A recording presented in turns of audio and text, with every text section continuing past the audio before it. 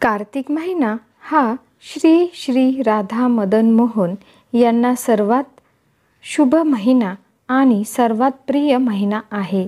हरिभक्तिविलास 16:39-40 मध्ये वर्णन केले आहे. ना कार्तिक समो मासो न कृतेन समम युगम न वेद सत्सम न तीर्थगंगया समम. कार्तिक प्रवरो मासम वैष्णवनम प्रिय सदा कार्तिकम स्कलम यस्तु भक्त्यै सेवते वैष्णवहा.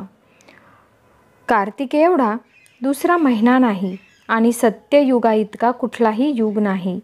वेदांसारखा कोणताही धर्मग्रंथ नाही. गंगे एवढे तीर्थस्थान नाही. कार्तिक हा सर्व महिन्यांचा प्रमुख आहे आणि वैष्णवांना म्हणजेच कृष्णांच्या भक्तांना अतिशय प्रिय आहे. म्हणून या महिन्यात वैष्णव मोठ्या भक्तिभावाने भगवंताची सेवा करतात. कार्तिक महिना यावर्षी 17 ऑक्टोबर 2024 ते 15 नोव्हेंबर 2024 पर्यंत येतो. कार्तिक महिन्याला दामोदर मास का म्हणतात? दाम म्हणजे दोर आणि उदार म्हणजे पोट.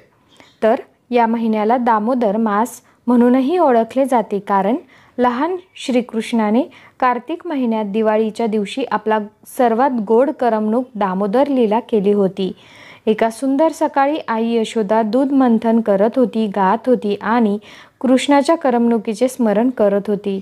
आणि लहान कृष्ण तिच्यासमोर प्रकट झाला. त्याला भूक लागली होती आणि आईचे प्रेम वाढवण्यासाठी त्याची आई यशोदेने मंथन थांबवावे आणि त्याला आधी तिचे दूध पाजावे अशी त्यांची इच्छा होती.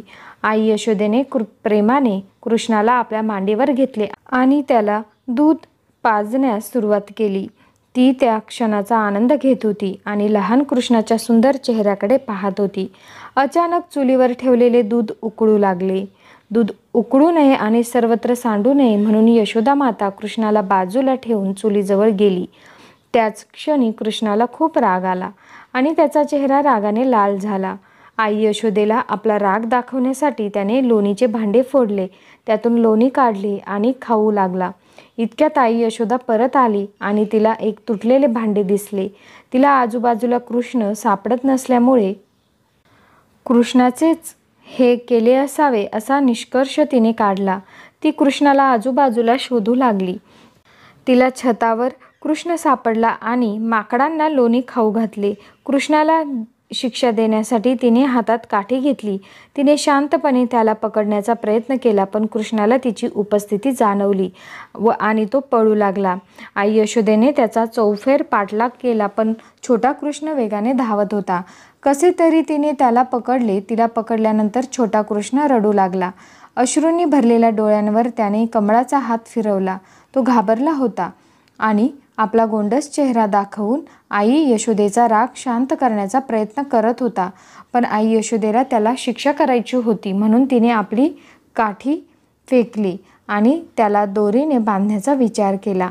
त्याचे हात बांधणे अशक्य होते, म्हणून तिने त्याला मोर्टार दळण्यासाठी बांधण्याचा प्रयत्न केला. देवत्वाच्या सर्वोच्च व्यक्तिमत्वाला बांधणे अशक्य आहे आणि यामुळेच तिला कृष्णाला बांधण्यात अडचण येत होती. तर दुसरीकडे त्याची आई धडपडत असल्याचे पाहून कृष्णाने तिला बांधून ठेवण्याचे मान्य केले. त्याला बांधून ठेवल्यानंतर आई यशोदाने स्वतःला घराच्या कामात गुंतवून घेतले. त्यानंतर कृष्णाला आपल्या आजूबाजूला अर्जुन वृक्ष म्हणून ओळखले जाणारे 2 मोठे वृक्ष दिसले. कृष्णाला वाटले की आई यशोदेने कोणतीही चूक न केल्यावरही त्याला एवढ्या मोठ्या ग्राइंडिंग तोफला बांधून त्याच्यावर अन्याय केला. त्याने आई यशोदेला त्याला पुरेसे दूध न देता सोडल्याचा दोष दिला आणि परिणामी त्याने भांडे फोडले आणि सर्व लोणी माकडांना दान म्हणून वाटले. त्याच्या म्हणण्यानुसार त्याने अर्जुनाची 2 मोठी झाडे उपटून टाकण्याची योजना आखली. त्यापेक्षा जास्त खोडकर करण्यासाठी त्याने काही चुकीचे केले नाही. आपल्या सर्व शक्तीनिशी त्याने अर्जुनाच्या झाडाच्या दिशेने दळणारा तोफ ओढला आणि 2 झाडांच्या मध्यभागी गेला. सतत तोफ दळत राहिल्याने अर्जुनाचे झाड उन्मळून पडले आणि कुबेराचे 2 पुत्र नाला पुवेरा आणि मणिग्रीव त्या झाडांमधून दिसू लागले. त्यांना नारद मुनींनी शाप दिला म्हणून ते अर्जुन वृक्षात रूपांतरित झाले. कृष्णाच्या अकारण दयेमुळे त्यांना पुन्हा देवतांच्या जीवनात बढती मिळाली आणि ते भगवानांचे महान भक्त बनले. झाड पडल्याचा विजांचा आवाज ऐकून माता यशोदा नंद महाराजांसह गोकुळचे रहिवासी घटनास्थळी आले.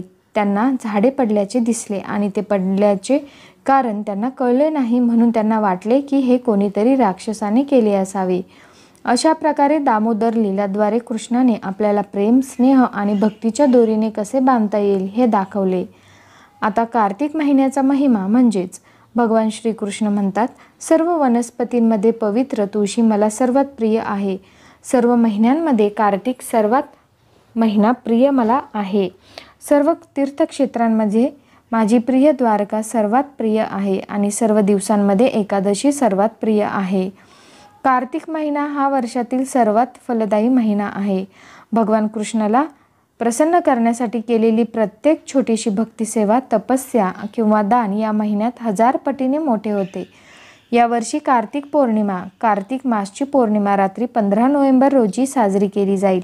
कार्तिक पौर्णिमा ही शरद ऋतूतील दुसरी पौर्णिमा, ही रास पौर्णिमा म्हणूनही ओळखली जाते.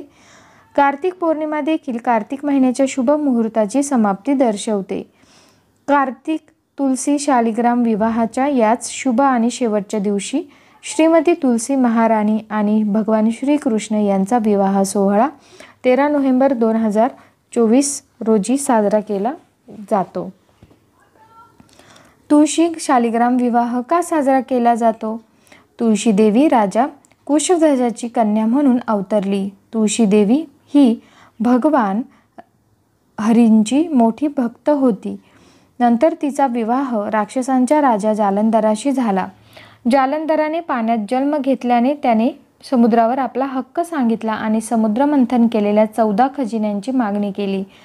त्याने युद्ध घोषित केले आणि देवतांसाठी धोक्याचे कारण बनले. अधिक म्हणजे तुळशी देवीच्या पवित्रतेमुळे त्यांना कोणीही हरवू शकले नाही.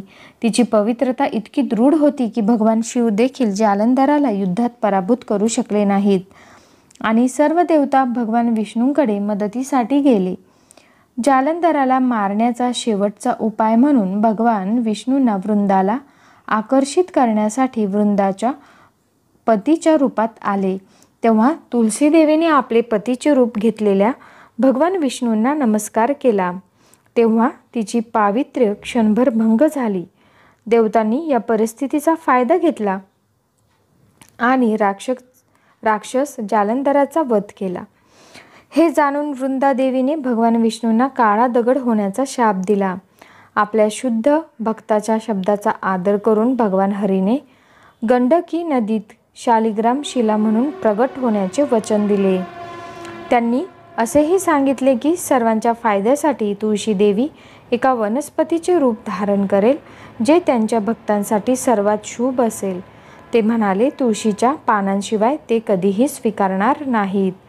त्यांनी तुळशी देवीलाही आशीर्वाद दिला की ती त्यांच्यासोबत वैकुंठामध्ये त्यांची पत्नी म्हणून कायमस्वरूपी वास्तव्य करेल. आता कार्तिक महिन्यात काय करावे? कार्तिक महिना हा तपस्यांचा महिना आहे.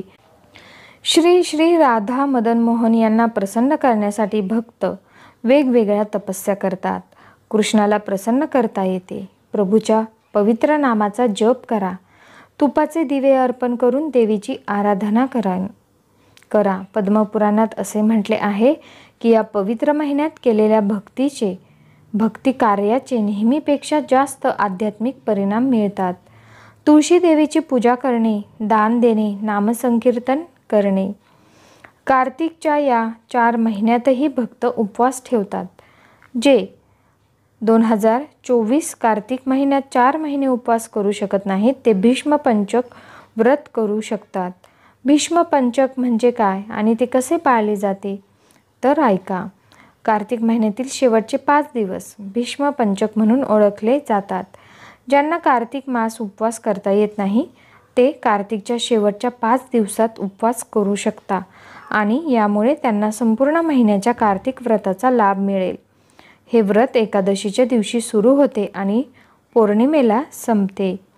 पद्मपुराणात असे वर्णन आहे की कार्तिक महिन्यात भगवान दामोदराची पूजा करावी आणि दामोदर सस्तकम नावाच्या प्रार्थनेचे पठण करावे, जे ऋषींनी सत्याग्रह केले आहे आणि ते भगवान दामोदरला आकर्षित करते. या महिन्यात भगवान श्रीकृष्णाला प्रसन्न करण्यासाठी भगवान श्रीहरींची प्रत्येक छोटीशी तपस्या, दान किंवा उपासना पुष्कळ पटीने वाढते. तर तुम्हाला हा व्हिडिओ माहितीपूर्ण थोडा जरी वाटला असेल तर नक्की व्हिडिओला लाईक करा, चॅनलला सबस्क्राईब करा, बेल बटनवरती क्लिक करा, तसेच व्हिडिओ शेअरसुद्धा करा. भेटूया पुढील व्हिडिओमध्ये. तोपर्यंत धन्यवाद.